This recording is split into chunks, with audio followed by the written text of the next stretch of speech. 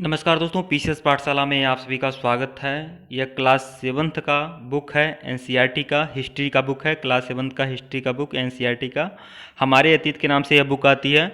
तो आज चैप्टर 3 है, चैप्टर 3 है दिल्ली के सुल्तान। अध्याय 3 है दिल्ली के सुल्तान। तो यह चैप्टर अगर आप लोग पढ़े होंगे तो आप लोग को टेस्ट देने में बहुत ही मज़ा आएगा। और कुल दिल्ली के सुल्तान इस चैप्टर से कुल 18 सारगर्भित प्रश्नों की टेस्ट सीरीज मैं आपको दूंगा। और दिल्ली के सुल्तान में आप लोग जानते ही हैं कि मोहम्मद गौरी के गुलाम कुतुबुद्दीन ऐबक पहला शासक था गुलाम वंश का। उसके बाद गुलाम वंश से लेकर गुलाम वंश आता है, उसके बाद खिलजी वंश आता है, तुगलक वंश आता है, सैयद वंश आता है, लोदी वंश आता है। इस तरह से लगभग 150-200 वर्षों तक सल्तनत पर सुल्तानों का शासन रहता है। तो हम इस अध्याय में यही देखेंगे, दिल्ली के सुल्तान में लगभग 200 वर्षों का पूरा अध्ययन है। और इस चैप्टर से जितने प्रश्न आ सकते थे उस प्रश्नों की टेस्ट सीरीज के माध्यम से इस चैप्टर को क्लियर करते हैं। तो आइए टेस्ट सीरीज शुरू करते हैं। इसके पहले का वीडियो नहीं देखे हैं तो प्लेलिस्ट में जाइएगा। क्लास 7th हिस्ट्री हमारे अतीत के नाम से प्लेलिस्ट बनी हुई है। और क्लास 6 की जो एनसीईआरटी हिस्ट्री है वह कंप्लीट हो चुकी है, उसकी भी प्लेलिस्ट बनी हुई है, आपको जाकर देख सकते हैं। तो आइए टेस्ट देना प्रारंभ करते हैं। पहला प्रश्न है आप लोग की स्क्रीन पर, दिल्ली सल्तनत के शासकों के वंश को बढ़ते हुए कालखंडों में व्यवस्थित करिए। तो सबसे पहले तुर्की शासक का आगमन होता है, फिर खिलजी वंश, फिर तुगलक वंश, फिर सैयद वंश और फिर जाकर लोदी वंश।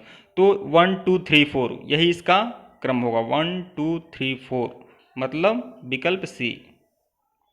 आइए इसकी व्याख्या देखते हैं। देखिए, तुर्की शासन शुरू होता है कुतुबुद्दीन ऐबक से 1206 से 1290 तक। 1206 से कुतुबुद्दीन ऐबक से शुरू होता है और 1290 तक यह कंप्लीट होता है तुर्की शासक। फिर खिलजी वंश 1290 से 1320 तक, जलालुद्दीन खिलजी, अलाउद्दीन खिलजी, मुबारक शाह खिलजी, इस तरह से 3 शासक होते हैं। खत्म होता है। फिर तुगलक वंश जो चलता है 1320 से 1414। फिर सैयद वंश 1414 से 1451 तक। आइए अगला प्रश्न देखते हैं। दिल्ली सल्तनत के अंतर्गत गैरीसन शहर का निर्माण किसके लिए किया जाता था? यह गैरीसन शहर क्या था? तो देखिए, गैरीसन शहर वह होता था जहां सैनिक हुआ करते थे। देखिए, रक्षक सैनिकों के टुकड़ियों के रहने के लिए बने मजबूत किले बंद शहर, जहां रक्षक सैनिक रहा करते थे उनके लिए किले बनाए जाते थे और किले बंद शहर होता था जिन्हें गैरीसन शहर कहा जाता है। विकल्प सी। तो देखिए इसकी व्याख्या देखिए, गैरीसन शहर किले बंद बसाव थे जहां सैनिक रहा करते थे, केवल सैनिक रहते थे गैरीसन शहर में और किलेबंद बसाव था वहाँ पर। अगला प्रश्न देखिएगा, दिल्ली सल्तनत का वह कौन सा शासक था जिसने अपना सैन्य अभियान मालवा के मांडू से लेकर देवगिरी, द्वार समुद्र तथा मदुरै और जाऊर जैसे सुदूर दक्षिण भारत के राज्यों तक को विजित किया था? तो ऐसा विजय हासिल करने वाला था अलाउद्दीन खिलजी। अलाउद्दीन खिलजी अपने आप को सिकंदर महान से कंपेयर करता था और उसने सिकंदरे सानी की उपाधि भी धारण की थी। तो ऐसा करने वाला कौन था? अलाउद्दीन खिलजी। ये अलाउद्दीन खिलजी, विकल्प सी। आइए इसकी व्याख्या देखते हैं। अलाउद्दीन खिलजी ने अपने शासनकाल में सुदूर दक्षिण के राज्यों तक को विजित किया था।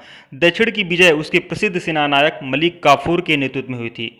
देखिए, मलिक काफूर जो था एक वो था, क्या कहा जाता है,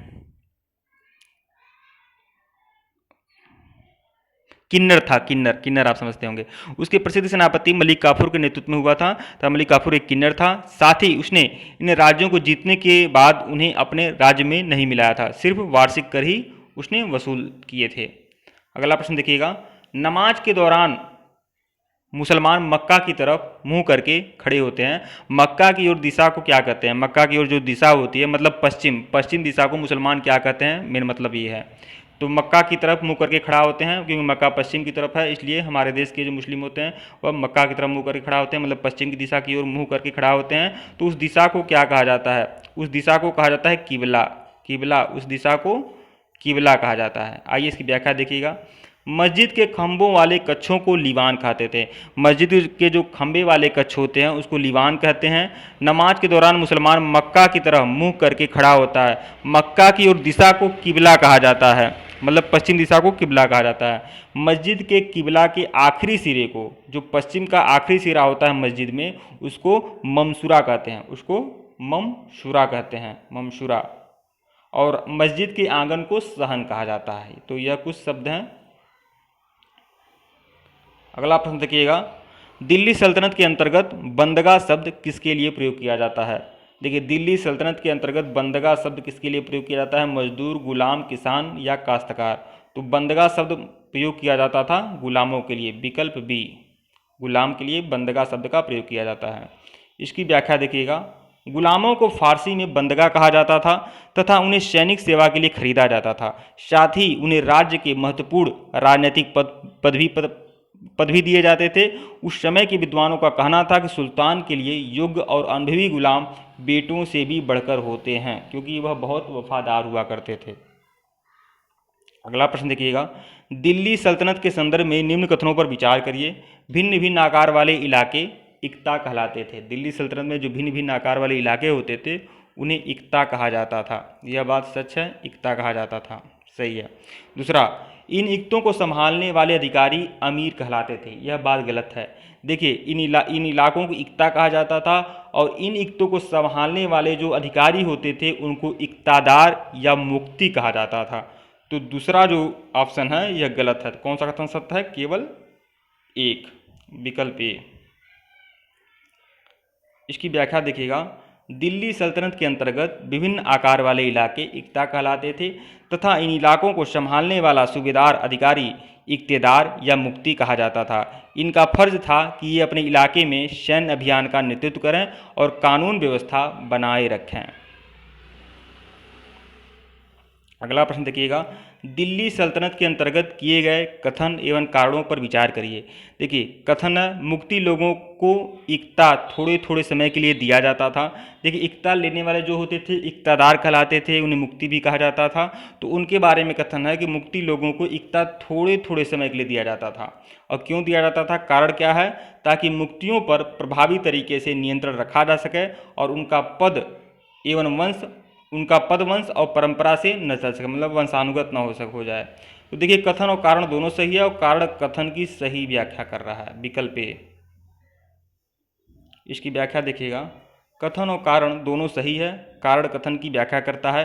दिल्ली सल्तनत में मुक्ति लोगों को इक्ता थोड़े थोड़े समय के लिए दिया जाता था ताकि मुक्ति लोगों पर प्रभावी तरीके से नियंत्रण रखा जा सके और उनका पद वंश एवं परंपरा से न चल सके। अगला प्रश्न देखिएगा, दिल्ली सल्तनत में कृषि पर लगने वाले कर को क्या कहते थे? दिल्ली सल्तनत में जो कृषि पर कर लगता था उसे खराज कहा जाता था। लूट से जो धन प्राप्त की जाती थी उसे खुम्स कहा जाता था। और ज़कात धनी मुसलमानों से लिया जाने वाला एक धार्मिक कर था। तो यह पूछ रहा है कि कृषि पर लगने वाले कर को क्या कहा जाता था सल्तनत काल में? तो उसे खराज कहते थे, विकल्प सी। आइए इसकी व्याख्या देखते हैं। देखिए, कृषि पर लगने वाला कर होता था जो कि उत्पादन का 50% होता था। खराज जो होता था कृषि पर लगने वाला कर होता था जो कि उत्पादन का 50% होता था। खुम्स लूट का धन होता था जो सैनिकों एवं राजकोष के बीच बांटा जाता था, खुम्स। और ज़कात क्या होता था? मुसलमानों से लिया जाने वाला धार्मिक कर जो होता था उसे ज़कात कहते थे। अगला प्रश्न देखिएगा, दिल्ली सल्तनत के संदर्भ में निम्नलिखित कथनों पर विचार करिए। मोहम्मद तुगलक अपनी सैनिकों को नकद वेतन देता था, लेकिन कीमतों पर नियंत्रण करने की जगह उसने टोकन मुद्रा चलवाई थी। यह बात सच है कि मोहम्मद बिन तुगलक अपने सैनिकों को नकद वेतन देता था तथा कीमतों पर नियंत्रण करने की जगह उसने टोकन मुद्रा चलवाई थी, मतलब सांकेतिक मुद्रा उसने चलवाया था। पहला सही है। दूसरा देखिएगा, मोहम्मद तुगलक द्वारा चलवाए गए सांकेतिक मुद्रा धातु के बने होते थे, लेकिन वह सोने चांदी जैसे धातु के नहीं थे, वो सस्ती धातु के बने होते थे। तो देखिए, इसमें पहला ऑप्शन भी सही है, दूसरा ऑप्शन भी सही है। तो उपयुक्त में से कौन सही है? तो 1 और 2 दोनों, विकल्प सी। आइए इसकी व्याख्या देखिएगा। मोहम्मद तुगलक के शासनकाल के आरंभ में दिल्ली पर मंगोलों के आक्रमण बढ़ गए थे, जिस कारण मजबूर होकर तुगलक को एक विशाल अस्थायी सेना रखनी पड़ी। इसी सेना के प्रबंधन के क्रम में कीमतों पर नियंत्रण करने की जगह सांकेतिक मुद्रा चलवाई गई जो कुछ कुछ आज की कागज की मुद्रा की तरह थी। अगला प्रश्न देखिएगा, अलाउद्दीन खिलजी ने अपने सैनिकों के लिए सीरी नामक एक नगर का देखिए, अलादीन खिलजी ने अपने सैनिकों के लिए सीरी नामक एक नया गैरिसन शहर बनवाया था। यह किस जगह पर स्थित है? देखिए, गैरिसन शहर तो आप जानते हैं, यह पूरी तरह से सैनिकों के लिए शहर होता था, मजबूत किलेबंदी होती थी और सिर्फ सैनिक रहा करते थे गैरिसन शहर में, जो सामरिक दृष्टि से महत्व के थे। तो यह कह रहा है कि अलादीन खिलजी ने अपने सैनिकों के लिए सीरी नामक एक नया गैरिसन शहर कहाँ बनवाया था? तुगलकाबाद, आगरा, अजमेर या दिल्ली? तो अलादीन खिलजी ने जो सैनिकों के लिए सीरी नामक जो शहर बसाया था वह दिल्ली में बसाया था। विकल्प डी, सीरी नामक किला बना था दिल्ली में। विकल्प डी। इसकी व्याख्या देखिएगा, अलादीन खिलजी ने दिल्ली में अपने सैनिकों के लिए सीरी नामक एक नया गैरिसन शहर बनवाया था। अगला प्रश्न देखिएगा, दिल्ली सल्तनत में बाजार नियंत्रण की नीति को किस सुल्तान द्वारा लागू किया गया था? तो बाजार नियंत्रण नीति लागू करने वाला कौन था? अलादीन खिलजी। विकल्प डी, अलादीन खिलजी। इसकी व्याख्या देखिएगा, अलादीन खिलजी के आर्थिक सुधारों में सबसे प्रमुख सुधार था बाजार नियंत्रण नीति। इसका उल्लेख बर्नी ने अपनी पुस्तक तारीख़ फिरोज शाही में किया है। इसका वर्णन बर्नी ने अपनी पुस्तक तारीख़ फिरोज शाही में किया है। विकल्प डी है। अगला प्रश्न देखिएगा, निम्न कथनों पर विचार करिए। अलादीन खिलजी के समय सबसे ज़्यादा मंगोल आक्रमण हुए थे। अलादीन ने सैनिकों को इक्ता की जगह नकद वेतन देना तय किया था। तो देखिए, अलादीन खिलजी के समय सबसे ज़्यादा मंगोल आक्रमण हुए थे। सबसे ज़्यादा मंगोल आक्रमण किसके समय हुआ था? अलादीन खिलजी के समय में। दूसरा है, अलाउद्दीन ने सैनिकों को इक्ता की जगह नकद वेतन देना शुरू किया। तो यह भी सही है। देखिए, पहला ऑप्शन भी सही है, दूसरा ऑप्शन भी सही है। तो कौन सा कथन सत्य है? 1 और 2 दोनों। विकल्प सी। इसकी व्याख्या देखिएगा, ऊपर दिए गए दोनों कथन सत्य हैं। दिल्ली सल्तनत में अलादीन खिलजी के समय सबसे अधिक मंगोल आक्रमण हुए थे, जिस समय अलादीन को विशाल सेना रखनी पड़ी थी। अलादीन ने सैनिकों को इक्ता के स्थान पर नकद वेतन देना प्रारंभ किया था। अगला प्रश्न देखिएगा, नीचे दिए गए कथन एवं कारणों को ध्यान से पढ़ें। कथन है, अलादीन खिलजी की बाजार नियंत्रण की नीति सैन्य हितों से परिचालित थी। यह बिल्कुल सही है। जो बाजार नियंत्रण नीति लाया था पूरी तरह से सैनिकों के हित में चलाया गया अलादीन खिलजी का कदम था। कारण है, सैनिक अपनी आवश्यकताएं की वस्तुएं दिल्ली के व्यापारियों से खरीदते थे और यह आशंका थी कि व्यापारी अपनी चीज़ों की कीमत बढ़ा न दें। देखिए, इसमें कथन और कारण दोनों सही है और कारण कथन की सही व्याख्या करता है, मतलब विकल्प ए। इसकी व्याख्या देखिएगा, अलादीन खिलजी के समय सबसे अधिक मंगोल आक्रमण हुए थे। उसने मजबूर होकर अलादीन खिलजी को विशाल सेना रखनी पड़ी। बड़ी सेना को संभालने और विभिन्न प्रकार के प्रशासनिक चुनौतियों से निपटने के लिए अलादीन खिलजी ने विभिन्न आर्थिक एवं प्रशासनिक सुधार किए, जिससे सर्वप्रथम बाजार नियंत्रण नीति कहलाते हैं, मतलब जिससे बाजार नियंत्रण नीति कहा जाता है। अगला प्रश्न, रुद्रम्मा देवी किस वंश की शासिका थी? रुद्रम्मा देवी जो थी एक स्त्री शासिका थी और स्त्री शासकों का वर्णन बहुत कम ही मिलता है हमारे भारतीय इतिहास में। लेकिन देखिए, रुद्रम्मा देवी किस वंश की शासिका थी? तो यह काकतीय वंश की शासिका थी। विकल्प ए, वारंगल के काकतीय वंश की शासिका थी रुद्रम्मा देवी। इसकी व्याख्या देखिएगा, रुद्रम्मा देवी आधुनिक आंध्र प्रदेश के वारंगल क्षेत्र में स्थित काकतीय वंश की शासिका थी। रुद्रम्मा देवी ने अपने अभिलेखों में अपना नाम पुरुषों जैसा लिखवाकर अपने पुरुष होने का भ्रम पैदा किया था। वह स्वयं को पुरुष ही मानती थी रुद्रम्मा देवी, और वह काकतीय वंश की शासिका थी। अगला प्रश्न देखिएगा, मध्यकाल में रानी दिद्दा किस क्षेत्र की शासिका थी? मध्यकाल में जो रानी दिद्दा थी किस क्षेत्र की शासिका थी? गुजरात, कश्मीर, मालवा या राजस्थान? तो रानी दिद्दा जो थी वह कश्मीर की शासिका थी। विकल्प बी। देखिए, रानी दिद्दा, दिद्दा का मतलब होता है दीदी। हो सकता है कि मतलब उनके जो प्रजा थी वो उन्हें प्यार से दिद्दा कहती थी, इसीलिए। व्याख्या देखिएगा, रानी दिद्दा कश्मीर की महिला शासिका थी। उनका नाम दीदी से निकलता है। जाहिर है कि प्रजा ने अपनी इस प्रिय रानी को यह स्नेह भरा संबोधन दिया होगा। अगला प्रश्न, शेर शाह ने निम्न में से किन किन युद्धों में हुमायूं को पराजित किया था?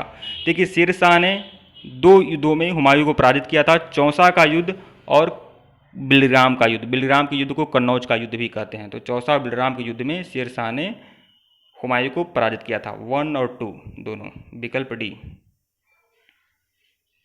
इसकी व्याख्या देखिएगा, शेर खां ने 1539 में चौसा के युद्ध में हुमायूं को बुरी तरह से पराजित किया था। शेर खां ने इस युद्ध के बाद अपने को सुल्तान घोषित किया और शेर शाह की उपाधि धारण की। उसने शीघ्र ही बंगाल पर अधिकार कर लिया तथा पूर्व में मुगलों की शक्ति को पूर्णतया नष्ट करके कन्नौज पहुंच गया। कन्नौज या बिलग्राम का युद्ध 1540 में हुआ था। देखिए, चौसा का युद्ध 1539, कन्नौज या बिलग्राम का युद्ध 1540 में हुआ था। हुमायूं शेर शाह के द्वारा निर्णायक तौर पर पराजित हुआ, मतलब हुमायूं पराजित हो गया था। दिल्ली पर शेर शाह का नियंत्रण स्थापित हुआ और द्वितीय अफगान साम्राज्य की नींव पड़ी थी। देखिए, पहला अफगान साम्राज्य क्या था? लोधी वंश। तो यह द्वितीय अफगान साम्राज्य कौन था? शेरशाह सूरी वंश। ठीक है दोस्तों, और भी है। देखिए, अगला प्रश्न देखिएगा, शेरशाह सूरी के संदर्भ में निम्नलिखित कथनों पर विचार करिए। शेरशाह सूरी ने, देखिए दोस्तों, पूरा का पूरा चैप्टर इस तरह से पूरी टेस्ट सीरीज के माध्यम से कवर हो रहा है, तो आप समझ सकते हैं कितना लाभदायक होगा आप सभी के लिए। शेरशाह सूरी के संदर्भ में निम्नलिखित कथनों पर विचार करिए। शेरशाह सूरी ने प्रशासन में अलाउद्दीन खिलजी के तरीकों को अपनाकर अपने साम्राज्य को मजबूती प्रदान की। यह बात सही है। शेरशाह सूरी ने प्रशासन में अलाउद्दीन खिलजी के तरीकों को अपनाकर साम्राज्य को मजबूती प्रदान की। शेरशाह सूरी ने प्रशासनिक जानकारी जो ली थी वह अलाउद्दीन खिलजी के तरीकों से ली थी, पहला। दूसरा देखिएगा, मुगल सम्राट अकबर ने शेर शाह की प्रशासनिक व्यवस्था को अपनाया था। तो यह दोनों बातें जो हैं दोनों सत्य हैं। तो उपरोक्त में से कौन सा कथन सत्य है? 1 और 2 दोनों, मतलब विकल्प सी। इसकी व्याख्या देखिएगा, शेर शाह ने प्रशासनिक सुधार के तहत राज्य के हितों की रक्षा एवं प्रजा के उद्धार के उपाय दोनों को समान महत्व दिया। इसी के तहत उसने सैन्य एवं आर्थिक सुधार किए। वहीं शेर शाह के स्थानीय प्रशासन के सिद्धांत, जिसने राज्य में कानून एवं व्यवस्था को उत्तम बनाए रखने में सहयोग किया। शेर शाह ने निष्पक्ष एवं त्वरित न्याय पर विशेष ध्यान दिया। शेर शाह प्रशासन की यह विशेषता अकबर द्वारा ग्रहण किया था।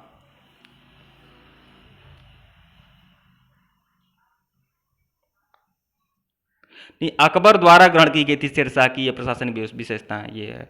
अगला प्रश्न, सबसे आखिरी प्रश्न और महत्वपूर्ण प्रश्न, इब्न बतूता किस देश से भारत आया था? इब्न बतूता जो आया था मोहम्मद बिन तुगलक के काल में आया था।